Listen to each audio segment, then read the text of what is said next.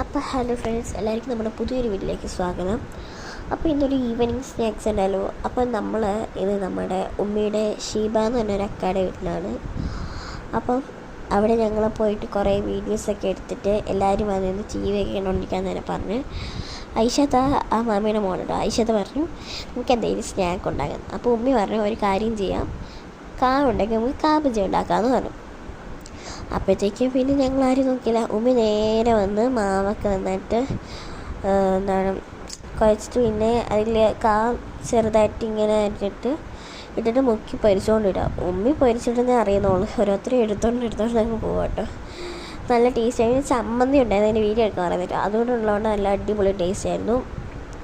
അതിനെ നന്നായിട്ട് തിളച്ച എണ്ണയിലിട്ട് നല്ല വറുത്തെടുത്തിട്ടുണ്ടായിരുന്നു കേട്ടോ കാബജി. നല്ല ടേസ്റ്റ് ഉണ്ടായിരുന്നു. അപ്പോൾ എല്ലാവരും കൂടി ഇന്ന് കഴിക്കുമ്പോൾ എങ്ങനെ പോകുന്നതെന്ന് അറിയത്തില്ലല്ലോ. സയർ അടിക്കൊണ്ട് കൈ